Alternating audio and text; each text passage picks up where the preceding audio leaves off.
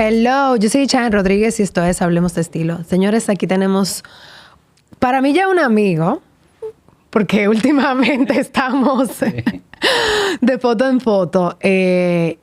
Y si usted va a hablar de estilismo en este país, tiene que mencionar el nombre de Raúl Cohen. Bienvenido, por fin. Aquí hablamos de estilo. Yo sé que a ti no te gusta mucho hablar y que te gusta estar backstage y estar detrás. Pero yo entiendo que la gente tiene que conocer tu trabajo. Y más la gente joven. Y para saber dónde ir, hay que conocer la historia. Y tú eres parte de la historia de la moda dominicana. Gracias, Chanel, por tenerme aquí. Gracias por la oportunidad. Y no, yo feliz de conversar contigo este ratico. Sí, es una conversación más de esa que hemos tenido. Genial. O sea que estudiaste comunicación publicitaria. Sí. Pero tú vienes del mundo de la comunicación prácticamente desde que naciste, porque tu madre, Fanny, era una gran comunicadora. Total. O sea, que cómo fue vivir en ese mundo de la exposición. Porque desde muy pequeño quizás tuviste expuesto. Sí, yo realmente, el mundo del arte, por llamarlo de una forma, desde que tengo uso de razón, porque mi mamá desde toda la vida ha sido periodista, estuvo en los principales programas de televisión y siempre, yo pequeño, la tuve que acompañar a muchísimos programas, desde Corporán, Roberto Salcedo, mami tuvo sus programas de televisión y siempre estuve como involucrado como en el mundo artístico, detrás de cámara, viendo a los estilistas, a los maquillistas, viendo a mami, siempre femenina, admirándola, sus looks.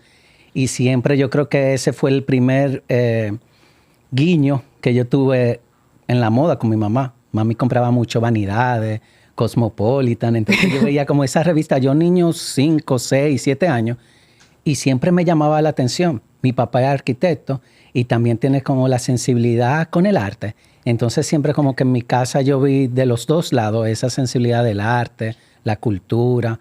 Mi mamá siempre yo la veía o la veo leyendo mucho. Entonces eso como que me abrió también mucha la mente de saber que aunque estemos en una isla rodeada de agua, había algo más. Pero sin embargo, te fuiste a estudiar comunicación publicitaria. Sí, yo siempre quise estudiar arquitectura, pero después que vi la realidad de la arquitectura, que es una carrera bien pesada, es complejita. Compleja. Encontré la publicidad, comunicación publicitaria, y dije, wow, todo en esta vida necesita publicidad, todo. Entonces ingresé a UNIBE, ahí estudié comunicación publicitaria, tuve la oportunidad de hacer un internship como una movilidad estudiantil y me fui a Boston, a la Universidad de BU, y allá en Boston fue muy especial porque pude tener la oportunidad de seleccionar las materias que yo iba a tomar, entonces seleccioné materias muy creativas. Y todos mis trabajos, todos mis proyectos eran relacionados con moda. Si tenía que hacer una marca, un branding de algo, era con una tienda de moda, o un perfume, o una marca de zapatos. Entonces, todo lo que yo hacía era relacionado con moda. Siempre me gustó y me gusta el diseño de moda, pero no como diseñador, sino como estratega, como idealizar las colecciones y eso. Y la publicidad, yo dije, esto es lo mío, y amé mi carrera. Entonces te fuiste a Argentina. Exactamente. Hablamos porque la meca de la moda latinoamericana. Y mira, realmente. y yo llegué a Argentina por casualidad, porque cuando terminé la universidad, que regresé de Boston, me gradué y todo, yo me iba a España, al IED, a hacer una maestría en comunicación publicitaria. Y al final no hubo el quórum para poder entrar a la maestría. Y yo me quedé así, en el aire. Y en ese momento, muy buenas amigas mías que estaban estudiando diseño de interiores, que estaban allá, me dijeron, Raúl, pero ven para Buenos Aires. Entre ellas, Giovanna Vázquez. Y Giovanna me decía, ven. Y yo decía, ay, pero ¿cómo yo me voy para Argentina? Yo no sé. Pues yo cogí, armé todo y me fui a Buenos Aires. Y allá entré a un instituto que se llama ELEVA, que es el Instituto Espacio Buenos Aires, a hacer producción de moda con concentración en historia del arte y estilismo. Y mira, una de las mejores experiencias de mi vida. Ahí realmente fue que yo descubrí que la moda era mi pasión. Tener un grupo de amigos tan grande como Giovanna, Fernando y Víctor. Sí, que era todos se fueron en ese momento. Ese era el momento que estábamos todos allá. Fernando y Víctor, Giovanna, Donata Podestá, bueno, y un sinnúmero de dominicanos que estábamos allá, todos estudiando en arte, algunos diseño de interiores, yo que estaba en moda, Giovanna, y de verdad en Buenos Aires me enseñó el amor y el respeto hacia la moda, y no simplemente a las tendencias o crear algo, sino al buen gusto, al estudiar, a conocer el pasado para entender el presente. Y de ahí fue que arrancó todo. De ahí fue que arrancó todo. Yo dije, esto es lo mío, de verdad. Entonces vienes aquí y te encuentras que es un mundo totalmente distinto. ¿Y qué empieza a hacer Raúl en ese momento? Porque Buenos Aires, bueno, el Suramérica es muy, muy diferente a todo lo demás. Sí. Y cuando regresé de nuevo a Santo Domingo, que era todo diferente, ahí nosotros llegamos como que con toda esta idea súper sediento. Te estoy hablando que eso es 2010, 2009, 2010. No había, que las redes sociales eran muy mínimas, Facebook. No había influencer. No. Y ahí comienzo a trabajar con Gina Terk, que es una de las mejores estilistas de este país. Sí. Yo duré 2 años siendo su asistente. Y ahí entro en el mundo publicitario. Ya como yo venía de la base de publicidad, ya yo sabía cómo tratar con clientes, los ejecutivos de cuenta. Y comienzo a trabajar con Gina y Tabaré Blanchard en la visual sonora. Y ahí comenzó. Tú empezaste muy bien. No, mira. Con una gran escuela. Ahí comencé a trabajar producciones de comerciales y campañas publicitarias, que en esa época los comerciales eran todo. Sí, todo eran producciones gigantescas. Y de la mano de Gina, que fue mi mentora en ese mundo, comencé a trabajar en producciones haciendo estilismo. Y ahí, con los conocimientos que ya yo tenía de moda, fue de verdad la puerta. Y después de Gina, ahí pasé entonces solo, a ser entonces encargado de producciones y de campaña publicitaria. Y comencé a trabajar mucho con Marco de Switch Machete. Y ahí fue que me dieron mi primer proyecto grande. No sé si se puede decir marca aquí. Sí, todo lo que... Esta es tu historia, este es tu momento. Yo comencé entonces a hacer las producciones de Verano Presidente, que eran gigantescas. Te estoy hablando pero que tú todo era en lo grande. Extra de cientos de extra. Y de verdad, mira, fue muy, muy retador, muy retador. Yo lloraba, mira, yo lloraba. Pero de verdad fue mi escuela impresionante. Trabajar y hacer producciones, campañas grandísimas. ¿Y en qué momento entras a SEMA?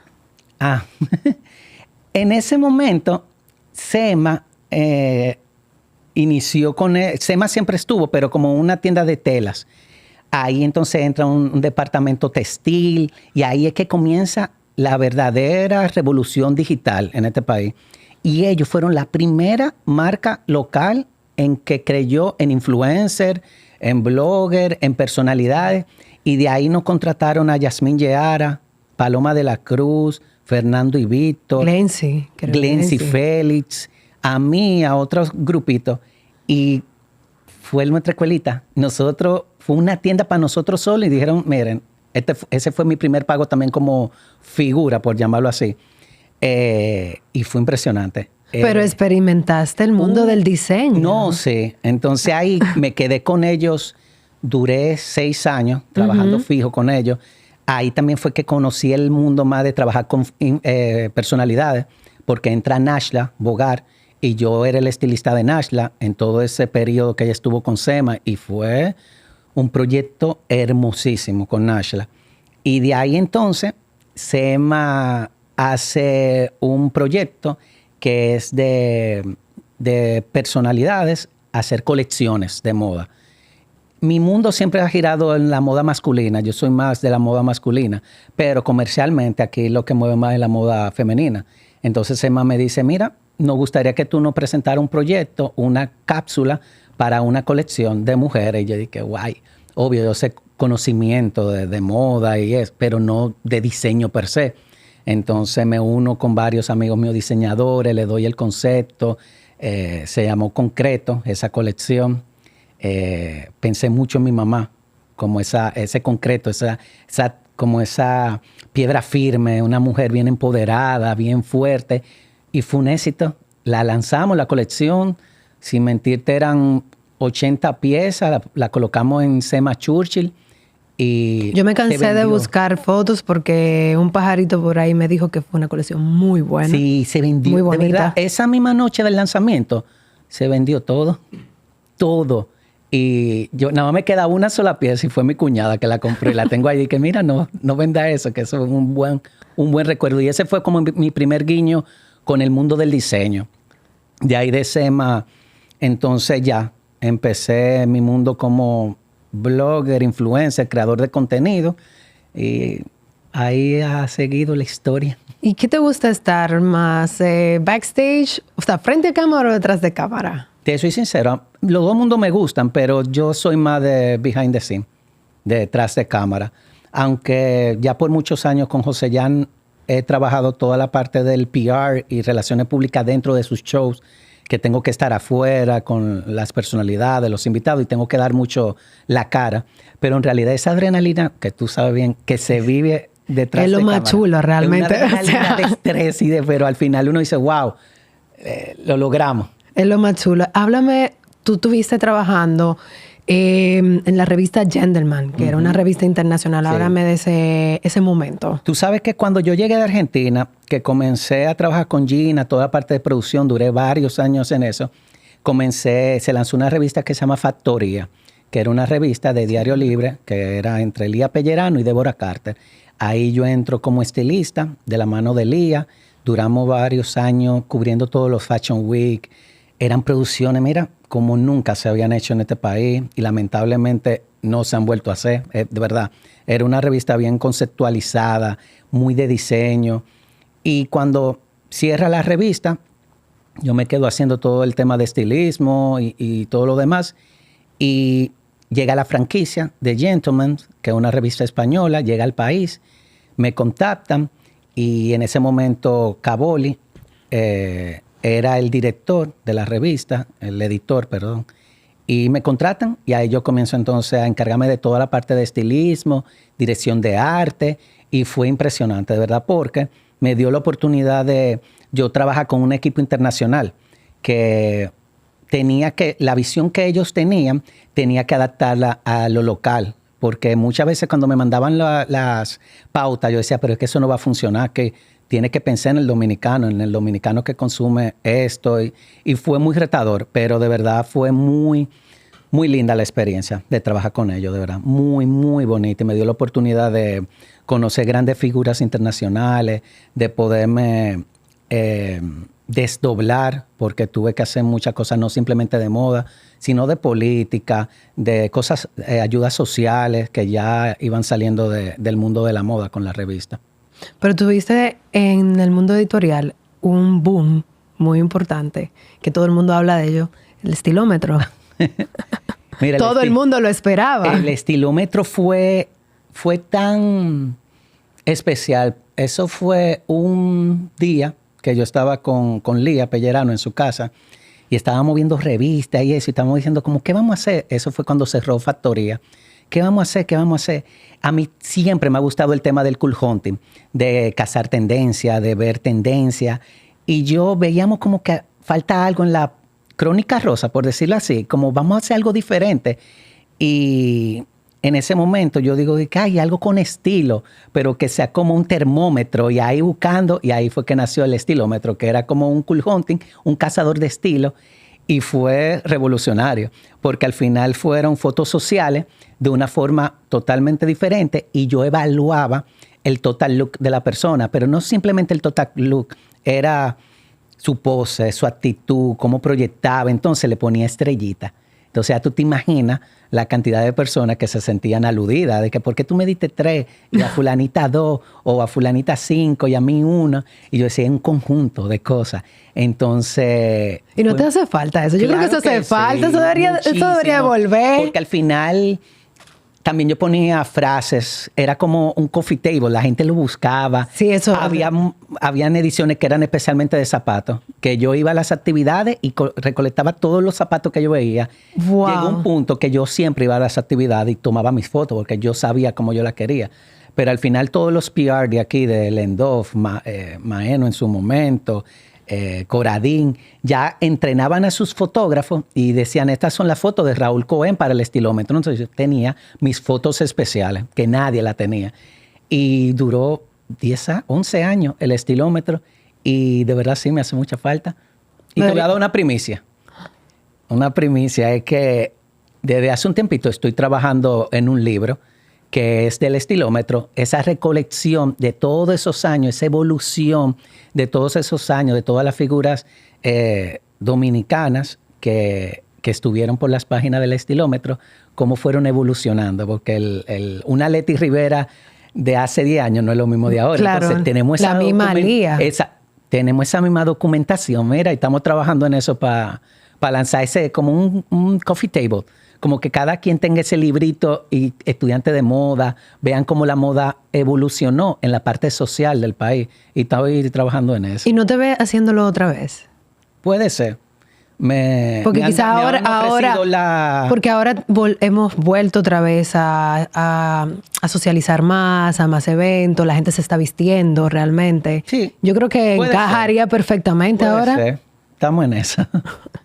Háblanos, o sea, ahora vemos a un Raúl Cohen trabajando de la mano de marcas como Jumbo y sobre todo con José Jan. Eres la parte creativa de cada uno de las colecciones de José Jan. Háblanos cómo es ese proceso con José Jan, desde cuándo ustedes están trabajando cada colección que queda impecable, porque tú te encargas también, o sea, de todo, del más mínimo detalle, que son muchos los detalles. No, y trabajar con José es muy especial, mira. Lo lindo de José Jan y mío es que somos amigos y sabemos separar muy bien lo que es amistad de lo que es negocio y lo que es trabajo. Y con José, te soy sincero, yo ni sé cómo José y yo conectamos. Yo sé que en algún momento de nuestra vida cruzamos y de ahí partió todo, porque la sensibilidad que él tiene, el buen gusto que él tiene, es impecable. Y de ahí yo pude comprender que muchos de su proceso creativo también se parecen a los míos. El viajar, el de conocer otra cultura, el de estar visualmente viéndolo todo, viendo los comportamientos sociales y sobre todo estudiando el pasado de cómo era el hombre hace 40, 50 años y cómo el hombre de ahora sigue con esas mismas líneas, pero vista de otra forma y cómo es un proceso muy bonito y cada colección José la trabaja muy minuciosamente. El proceso creativo de José es histórico, porque él desde que se embarca con una colección comienza, no sé, los años 20 y comienza a leer libros, a buscar y hace comenzar ese mood board. Y cuando ya él tiene esa conceptualización, entonces me dice, Raúl, ya la tengo. Y de ahí entre los dos comenzamos a trabajar cómo lo vamos a aterrizar, cómo lo vamos a volver comercial, porque al final del día, por más creativo, tiene que ser comercial, tiene que ser vendible. Es show, pero tiene que ser una colección comercial. Entonces con José siempre es un proceso muy bonito, es un proceso retador también, porque cada año uno se tiene que innovar. Tú sabes que la moda masculina es dentro de lo que cabe básicamente lo mismo. Es muy básica, camisa, no es como chaqueta, exactamente. Como que la creatividad, tú tienes que ser muy creativo para poder innovar. Y también la marca José Jan es una marca clásica. Sí. Pero yo siempre digo que lo clásico no tiene que ser aburrido también.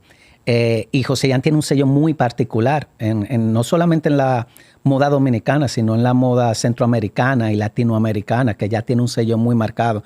Entonces poder reinventarse es también muy retador, y más también en cultura como la de nosotros, isleña, tercermundista, y como dicen, pueblo chico, infierno grande. Entonces, es y muy tradicional. Y muy tradicional. Entonces, el hombre, para poderlo sacar de esos patrones, es un proceso, no es tan fácil.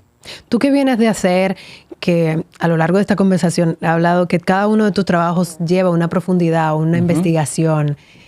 ¿Cómo te ves ahora mismo en este mundo que es tan superficial, que es tan rápido, que en lo profundo, la investigación se ha dejado a un lado para lo viral? Y la inmediatez, o sea, ¿cómo ha sido esto o sea, qué retos ha tenido ahora mismo? Sí, te soy sincero que independientemente no lo podemos tapar, es la realidad que estamos viviendo, pero hay que tener en cuenta que ahí es que se separan quién está haciendo un buen trabajo y quiénes no. Y al final, cualquiera puede llegar, de verdad, cualquiera puede llegar, pero mantenerse y quedarse fijo, ahí está lo difícil. Entonces, yo siento que muchas veces hay jóvenes, hay marcas, hay estilistas, hay productores que por subirse a una tendencia, por subirse a un trend o una inmediatez. O por llegar rápido. O por llegar rápido, pasan procesos. No se detienen a vivir los procesos.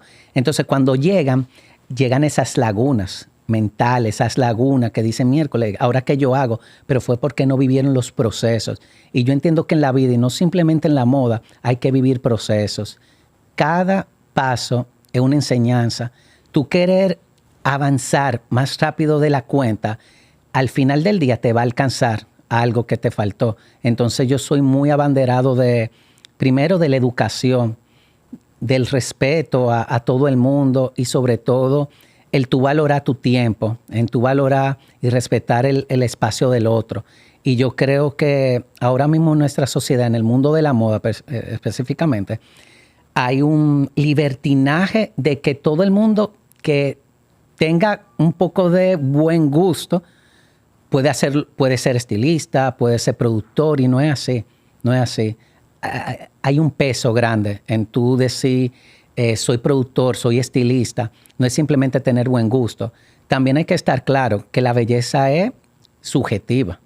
Lo que a ti te gusta no me tiene que gustar a mí y viceversa, pero de algo sí estamos claros, que hay reglas y hay normas y hay protocolo en todo. Entonces yo siento que se ha perdido ese protocolo, ese respeto al buen gusto, a lo atemporal, a lo que no hacerlo por el momento, sino hacerlo que dure para toda la vida. Por eso muchas veces mis estilismos, mis producciones, yo siempre digo, en 15 años, en 20 años, cuando yo lo vea, yo no quiero que se vean como un disfraz.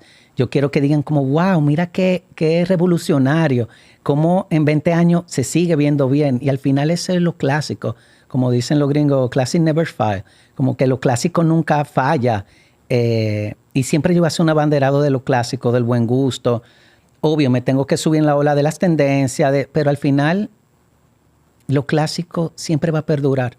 Y yo creo que diciéndote esto, es por eso que José y yo hacemos un buen match, porque él es muy también abanderado de eso, de lo clásico, del buen gusto. Y como tenemos esa misma filosofía, como que sus conocimientos, mi creatividad, su creatividad, fluye A veces muy bien. Tenemos pleito porque él quiere hacer algo y yo no, y viceversa. Y yo siempre no, a mí me encanta que tengamos también a veces pero convergen porque muy al bien. Final estamos pensando. Si estamos pensando igual los dos, nadie está pensando. Exactamente, pero convergen muy bien y se nota esa sinergia que hay entre ustedes de backstage. Totalmente. Y se nota también en cada una de las colecciones. Pero además de José Jan, yo sé que tú haces otros trabajos. Sí. Eres encargado de parte de la publicidad de Jumbo y de Jumbo no, de Sirena. De Sirena, perdón. Sí, de una de las grandes marcas comerciales. No, y mira, tú sabes que con Sirena yo le tengo un amor a Grupo Ramo muy especial. Ajá. Porque cuando yo estaba en la universidad, mi primera pasantía fue en una agencia publicitaria que se llama Pajés, BBDO, y su cliente mayor es Grupo Ramo. En ese momento yo entré como copy del supermercado Pola, Fersan y Capcana. De ahí duró un tiempito, me fijan y entro entonces como creativo y ahí es que me dan Sirena. Yo comienzo como creativo de Sirena, ahí es que me doy cuenta que la publicidad no es lo mismo, trabajar en agencia. Yo dije, no, esto no es lo mío. Ahí me voy me voy a Buenos Aires. Cuando llego, que comienzo a hacer lo de SEMA, trabajar en factoría y eso, Grupo Ramo entonces me llama para que yo me encargue con los estilismos de los encartes y de los anuncios comerciales. Esos anuncios, mira, espectaculares, los anuncios que hacíamos para Sirena, para colección de lujo. Sí. De verdad. La verdad que sí, eran muy buenos. Eran unas grandes producciones. Eran cortometrajes. Y ahí entonces ya yo me quedo con ellos haciéndole el estilismo de las campañas, de los editoriales, de los encartes. Y ya después de eso, entonces paso yo como figura de ellos, como asesor especialmente para el mundo de masculino, para el Día de los Padres, hace cápsula y de verdad, el amor con que yo le tengo a Grupo Ramos es de años, te estoy hablando años. Y especial, porque al final trabajar para las masas, trabajar para el pueblo. Es diferente. Es diferente. Y te voy a dar una anécdota. Hace unos cuantos años, en Casa de Campo, tuve la oportunidad de tener un cumpleaños con la familia Corripio. Estaba don Pepín.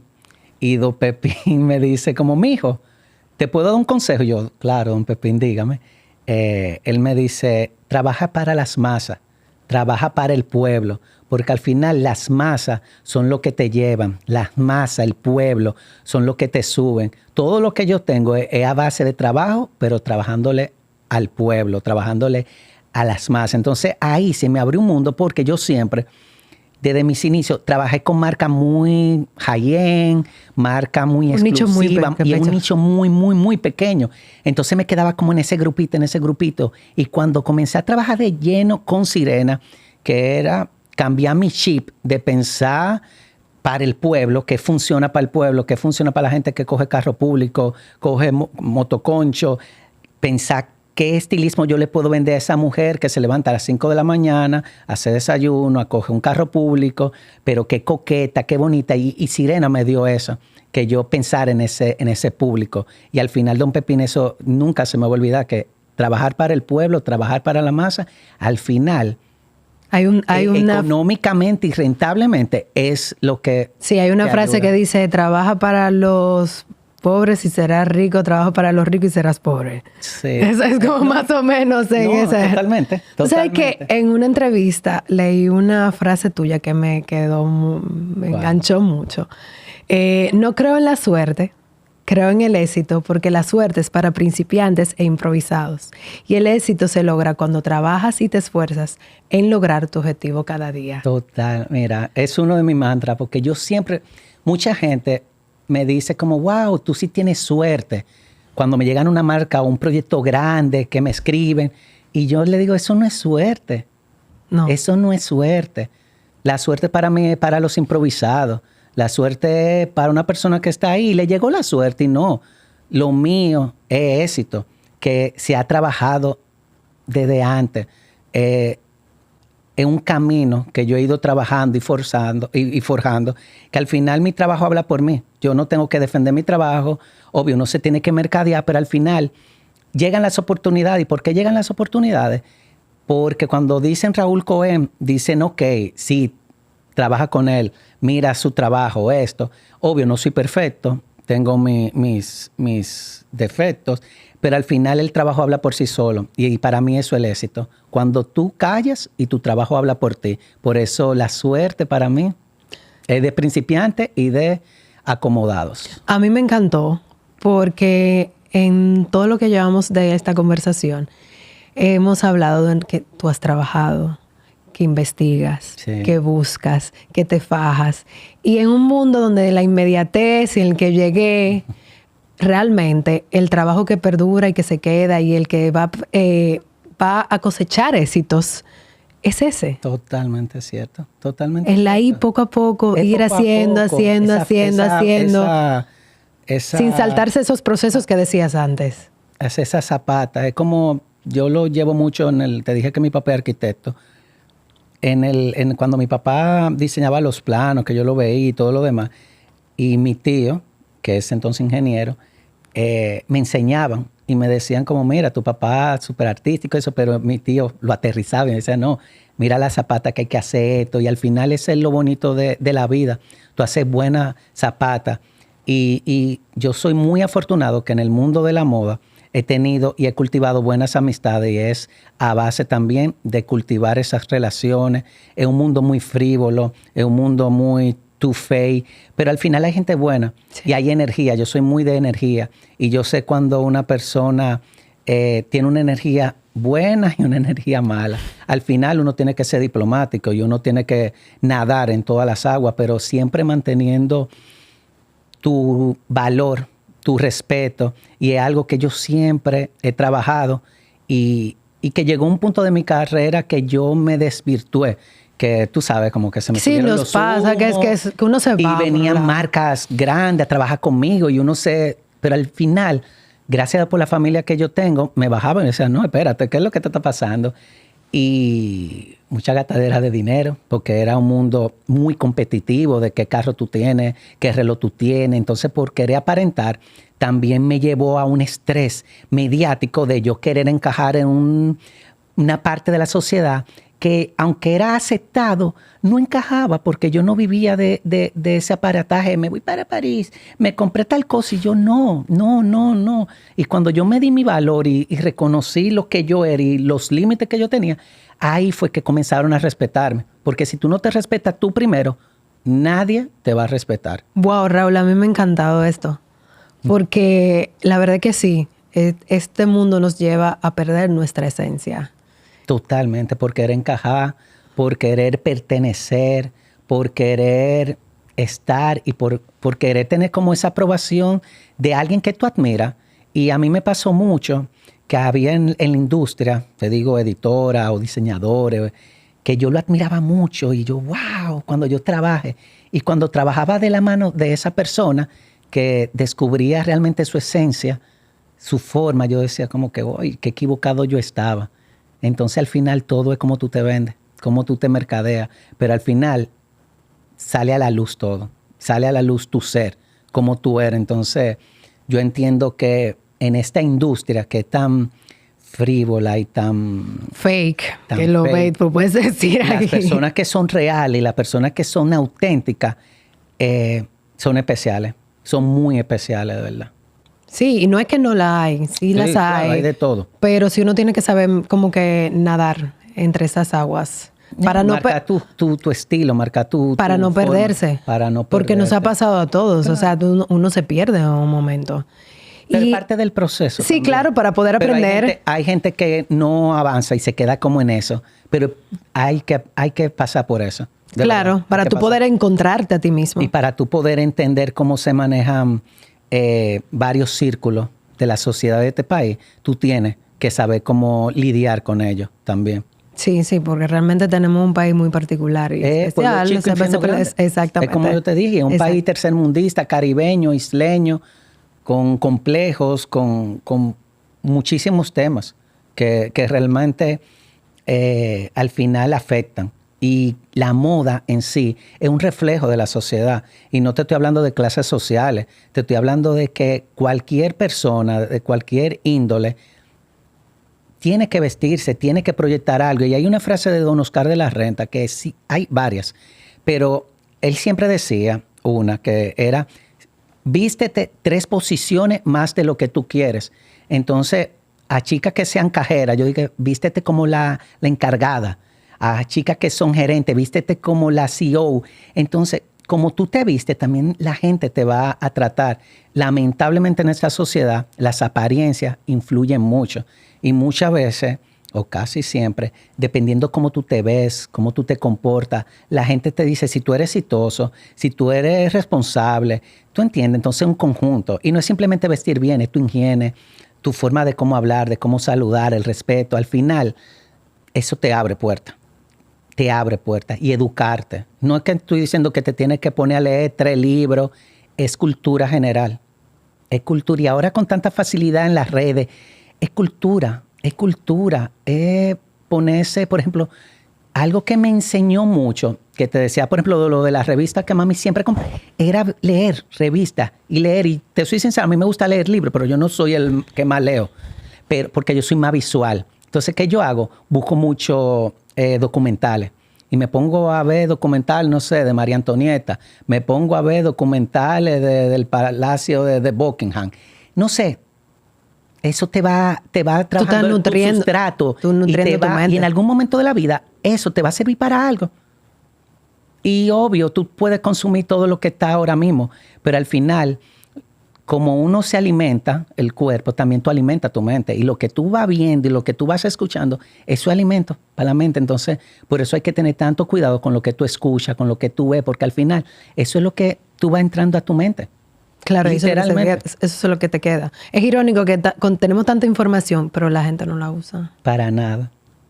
Y no usamos ni el 15 ni el 10% de la capacidad Ahora tenemos cerebral. acceso, o sea, nosotros que somos millennials, que teníamos que ir a una biblioteca, que te lee un libro. Pero yo amo, que yo fui análogo y también soy digital, de verdad, porque nuestra generación, sin lugar a duda, fue y será la generación más valiente, con mejores recuerdos y con la oportunidad de saborear los dos mundos. Los dos mundos. Y bueno, hasta ahora es la que tiene el coeficiente más alto porque la generación que va después, realmente con perdón de lo que escuchan, pero es que es por lo mismo, porque al final se han quedado, tienen tanto acceso a la información, pero no lo usan. No, y que no le dan tiempo de aburrirse. Tú sabes las veces que yo me aburrí. Y eso es buenísimo. Claro, porque eso es lo que despertaba mi creatividad, me ponía a yo decir, ¿qué yo voy a hacer aquí? Aburrirse es importante. Mira, yo tengo 2 sobrinas que son mis hijas. Quería tocar ese tema, porque me han dicho que son tu vida. Y yo cuando yo veo que siempre la están buscando actividades y esto, yo que se aburran, que se pongan a inventar. Y cuando están conmigo, celulares, tablets, yo nada. Y yo la veo entonces que cogen papel, se ponen a dibujar, se ponen a crear un mundo. Yo dije, eso es crearle ese cerebro creativo. No es simplemente esa dopamina de viendo pantalla o viendo una tablet. No, es poner a su cerebro a trabajar, a crear cosas. Como éramos nosotros, que cogíamos una cajita de fósforo y armábamos algo, una percha. Se iba la luz a resolver con lo que había, pero nos divertíamos. Y esos son los recuerdos que al final se quedan en nuestro corazón. Sí, no, claro, debería de irse la luz para eso mismo, de irse el internet, porque la verdad es que cómo creábamos nosotros cuando se iba la luz, era maravilloso. Yo amaba esos días. Eran eso. Sí, totalmente. Era eso, y salía a la calle a jugar con mi vecinito, inventarse mundo de fantasía. Sí. Yo siempre, desde pequeño, claro, yo siempre creaba cosas. Yo me ponía a crear desfile de moda con mis muñequitos, a crear producción, y eso siempre ha estado en mí, siempre. Admirando a mi mamá, cómo se vestía, yo siempre la veía y decía, wow, qué bonita, porque mami siempre tuvo una elegancia muy particular, y mi abuela y mi tía ni se diga. Mi abuela, en esa época, te estoy hablando de los 90, 2000, usando Calvin Klein, Ralph Lauren, marcas como super old money. Y yo veía a mi abuela super tan elegante. Y la relajaban a veces, como que, ay, tu abuela como tan... Y ahora yo la veo y yo decía, wow, mi abuela sí era, o es, que gracias a Dios está viva, revolucionaria con su estilo, y se manda a hacer su ropa. Una fashion icon. Mi abuela es lo máximo, lo máximo. ¿Te ha tocado vestirlas? A mí, claro, imagínate, cuando llegan a decir, ¿qué me pongo? Claro, es muy difícil porque son personalidades fuertes, pero claro, a mami, ya tú sabes, cuando mami sale, que le dicen, tu hijo te vistió, tu hijo te hizo el estilismo. Mi mamá, claro que no, eso fui yo. Pero sí, claro, mi familia, imagínate, yo soy el estilista número 1. El estilista familiar. Hablando de este nuevo cambio de estilo, de imagen. Sí, yo al final del día, tú sabes qué, siempre hay que reinventarse. Yo el mundo de la moda también cosas muy puntuales. Estoy entrando ahora a nuevos negocios y eso, que me están llamando mucho la atención. Este año yo dije, vamos a cambiar, y vine con un nuevo look, vine con una nueva filosofía, siempre abanderado de mis creencias, pero de verdad, el Raúl Cohen de hace 2 años o hace 1 año no es el mismo de ahora. De verdad. ¿Y qué pasó para eso? Te soy sincero. Pasaron muchos temas personales, emocionales, sentimentales y de salud también. Y ahí no es lo mismo cuando tú dices que hay que valorar la vida, la salud y eso. Cuando pasaron como todas esas situaciones, yo, gracias a Dios, le doy tantísimas gracias al Padre de que yo no he tenido temas de que traumas, de que un familiar mío murió. Como que yo no he tenido trauma como otras personas que han tenido temas muy, muy fuertes. Pero cada batalla, cada quien la vive a su forma. Y porque una persona haya vivido algo muy mínimo, yo no le puedo quitar mérito. Entonces, como te dije, pasaron situaciones, pandemia, yo estaba como, pasaron tantas cosas, el mundo de la moda ya yo me quedé como que miércoles, ¿y ahora qué hacemos? Y ahí yo me tomé un tiempo, me alejé de todo el mundo, de verdad, me alejé. Y me alejé de todo el mundo para acercarme a mí. Tuviste un despertar. Me acerqué a mí, me preguntaba, ¿qué es lo que tú quieres en la vida? Como, ¿qué es lo que tú quieres? Porque al final uno vive como muy rápido y tienes que lograr esto, tienes que hacer esto, tienes que hacer esto. Entonces, llévame de todos esos checks, como hice tal cosa, esto. Al final eso es para la sociedad, pero al final eso no es lo que te llena. Cada quien tiene sus temas. Yo tengo amigas que tenían todo y al final lo que querían era irse a vivir a la playa y estar surfeando. Y cuando yo la veo, yo digo, wow, tú eres la mujer más feliz del mundo, porque eso era lo lindo. Y cuando yo veo que hay gente que se arriesga, que deja todo por su sueño, para mí eso es, mira, admirable. Entonces, tuve ese proceso conmigo y dije, ¿por qué no? Si quiero hacer esto, a mí qué me importa lo que diga la otra gente. Si quiero dejar la moda y meterme al real estate, ¿qué? Soy yo. Entonces, siempre van a haber opiniones, siempre hay buenos amigos que te hieren con decir, ¿por qué tú haces esto y esto? Pero al final yo cojo y dejo. Yo cojo y dejo. Y lo importante es tú ser fiel a ti, tú respetarte y tú haces lo que tú quieras. De verdad. Si te quieres hacer piercing, si te quieres tatuar, si te quieres rapar la cabeza, si te quieres ir a la India a meditar, pero si eso te hace feliz, eso es lo que vale. Eso es lo que vale. Y aunque se oiga cliché, este es el momento. No es mañana, no es después. Este es el momento. Entonces, si tú no lo haces ahora, ¿cuándo tú lo vas a hacer? ¿Cuándo? Wow. De verdad que me he quedado sin palabras. Porque quizá yo también necesitaba escuchar eso. Y muchísima gente de la que nos está escuchando también. No, porque que la verdad que... Y hay situaciones, Chanel. Sí. Y cada quien...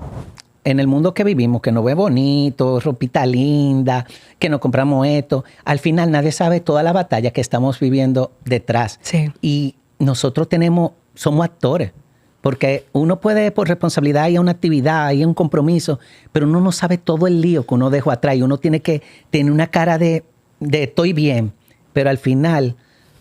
Uno se está jodido por dentro. Entonces, claro que nos ha pasado muchas veces.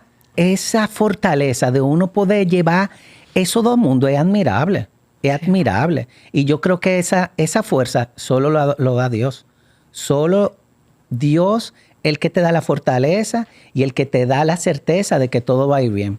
Y a pesar de que no vaya como lo pensamos o como lo idealizamos, al final Papá Dios es el que sabe y sabe que el plan que nosotros tenemos, el que Él tiene, es muchísimo mejor a lo que nosotros pensamos y queremos. ¿Te acercaste más a Dios en ese momento? No, y yo siempre he tenido una relación con Papá Dios impresionante, pero el año pasado yo estuve en Israel, mi familia paterna es descendencia israelí, y fue uno de los viajes, o ha sido el viaje más maravilloso que yo he tenido.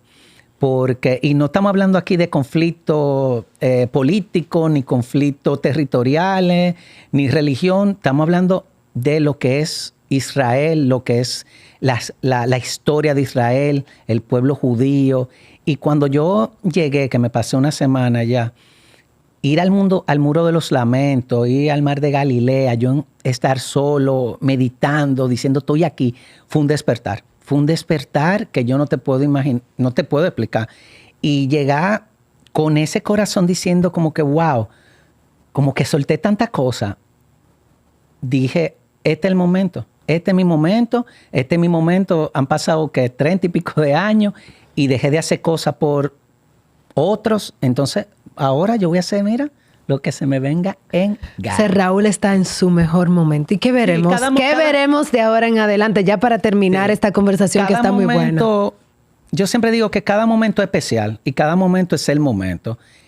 Ahora mismo yo estoy en un momento más personal en el sentido de mi paz emocional y mi paz mental. Nadie me la puede quitar.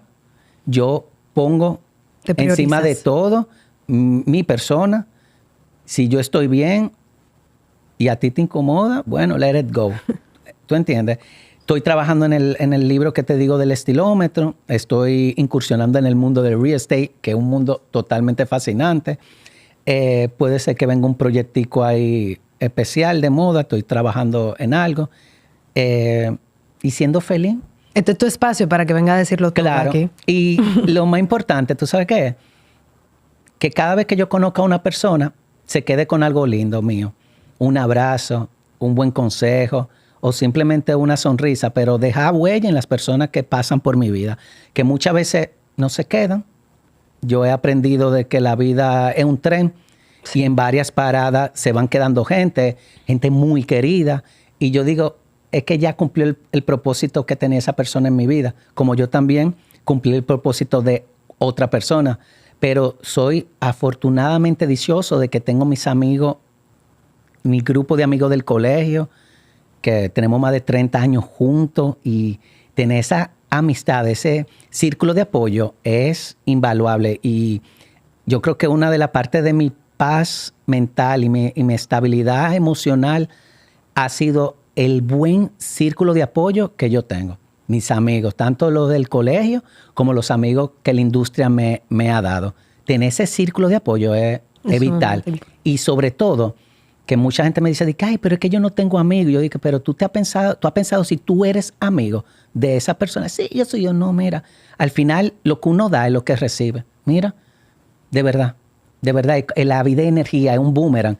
Somos un reflejo. Somos un reflejo, un siempre espejo, es un espejo. Es un espejo. Exacto, entonces, lo que yo veo en el otro lo tengo en mí. Al final, da amor, sea amable, se ayuda lo que tú puedes, obvio, sin sacrificarte tú.